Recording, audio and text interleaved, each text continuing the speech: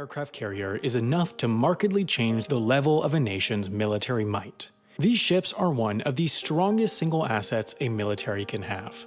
In general, under international law, aircraft carriers can legally position themselves up to 14 miles or 22 kilometers from any country's coast. Clearly, the strategic influence of being able to place a military airbase just miles from any coast in the world is enormous, especially given that 80% of the world's population lives within 60 miles or 100 kilometers from the ocean. While plenty of military vessels are capable of launching helicopters, there are just 19 aircraft carriers worldwide currently in service capable of launching fixed-wing airplanes. China, Thailand, India, Russia, and France each have 1, Italy has 2, and the US has the 11 largest in the world. These largest carriers require over 6,000 people to operate and often stay deployed for up to a year.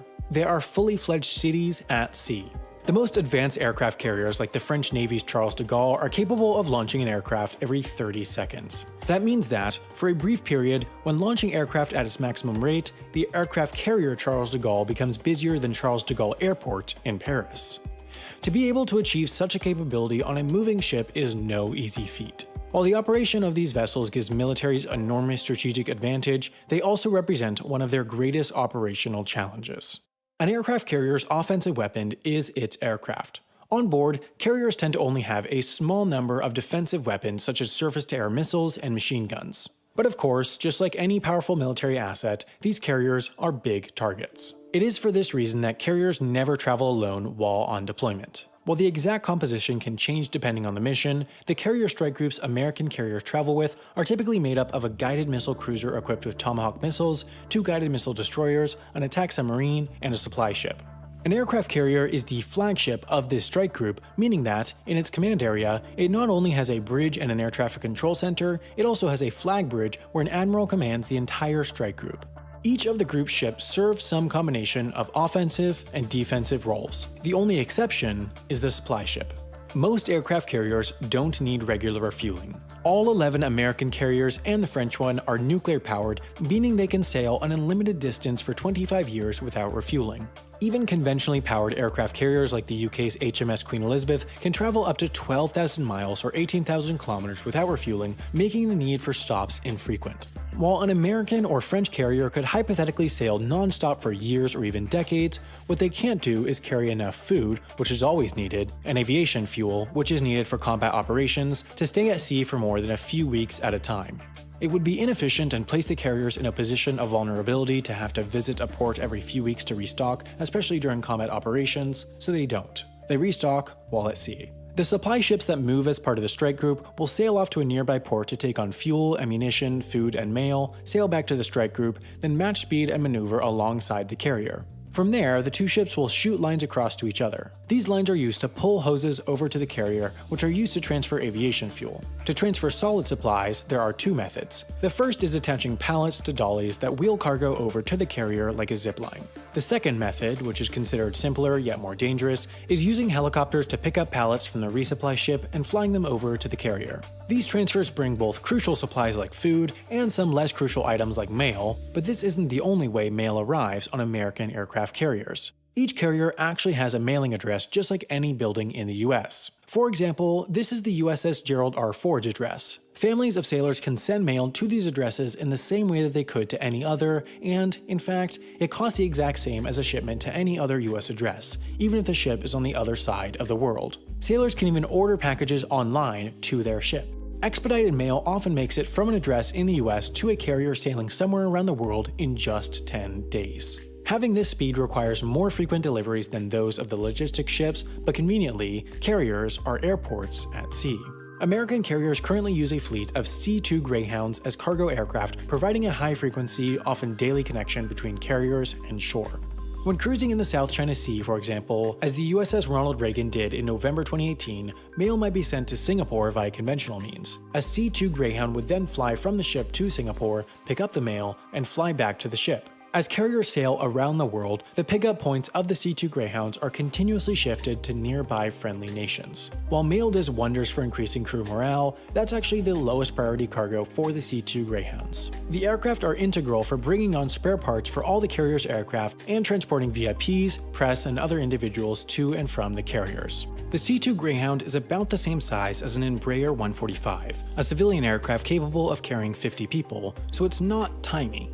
The longest aircraft carrier in the world, which also happens to be the newest, is the USS Gerald R. Ford, but even she is only 1,106 feet or 337 meters long. With commercial airports, a runway of 5,000 feet or 1,500 meters, like the one at London City Airport in London, is considered short, while large airports like London Heathrow will have runways longer than 10,000 feet or 3,000 meters. So how do C-2 Greyhounds and other aircraft on carriers deal with having runways of only 1,100 feet or 330 meters long? They don't. They take off with just 325 feet or 99 meters of space. All US and French carriers use a system of catapults to get aircraft up to takeoff speed within 3 to 4 seconds. This allows these carriers to launch a decently sized aircraft like the C-2 Greyhound with their relatively short decks. Other carriers, like the Chinese and Indian ones, don't have catapults, so they can only launch lighter, shorter-range aircraft capable of taking off with a very short runway. Both these two types of carriers have arrestor wires that aircraft catch on landing to decelerate with a short distance given. Every other aircraft carrier out there can only operate with aircraft capable of vertical landing. What takes place on the flight deck is carefully choreographed chaos. On American carriers, everyone's job is easily identifiable by the color shirt they wear. Yellow shirts deal with navigating aircraft around the deck. Blue shirts are assistants to yellow shirts driving tugs, operating elevators, delivering messages, and more. Red shirts do all the handling and mounting of ammunition. Purple shirts manage aircraft fueling. Green shirts are worn by a few different groups including catapult crews, maintenance personnel, cargo handlers, and more. White shirts are also worn by a mix of personnel including those helping aircraft land, working as medical personnel, and more. And lastly, brown shirts are worn by plane captains, who are not those that fly the aircraft, they're individually in charge of overseeing all work for getting an aircraft ready for flight. The flight deck is a dangerous place given its small size. It's so small that all the carrier's aircraft can't fit on it, but of course just below the flight deck is the hangar. A large carrier can carry up to 100 aircraft, so massive elevators bring aircraft from the flight deck to the hangar for storage when not in use. About 6,000 people work and live aboard each American carrier. 3,200 of them have jobs related to running the ship itself. That includes everything from working in the engine room, maintaining the nuclear reactor, cleaning the decks, to actually working up in the bridge commanding the ship. Many of these jobs are below deck, and since all the above deck space is used for flight operations, many on board can go weeks without seeing sunlight. 2,500 other personnel are part of the carrier's air wing.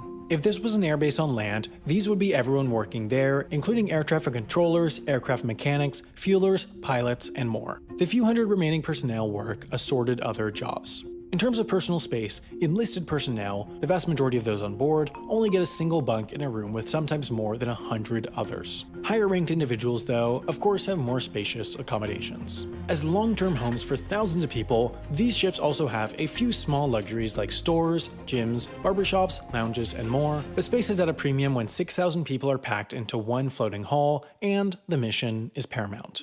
Since their heyday in World War II, some have started to question the place aircraft carriers have in modern warfare. Every operating country aside from the US tend to, at any given moment, have their ships either in combat, in training, or at home.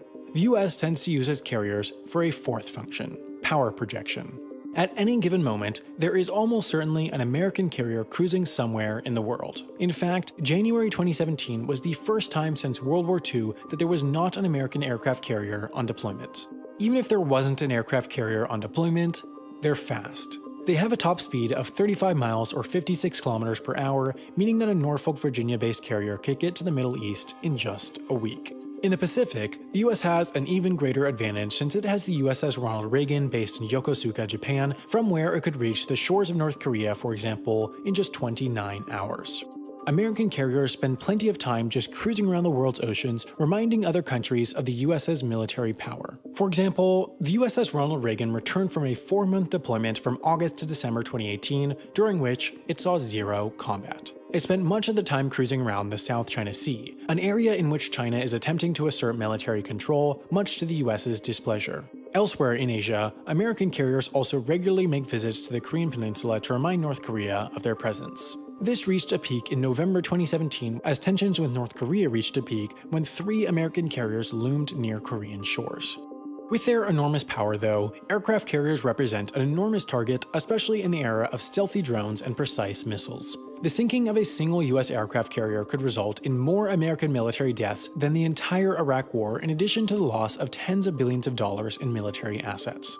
While no aircraft carrier of any nation has been sunk since World War II, it's potentially more possible than one would think. US carriers regularly participate in war games where combat conditions are simulated with allies. There have been two concerning incidents in 2005 and 2015 where Swedish and French submarines, respectively, have won the games against US carriers. What this means is that the two country submarines approached close enough to the carriers where they could have, if they were an enemy in real combat, launch torpedoes and potentially sank the carriers.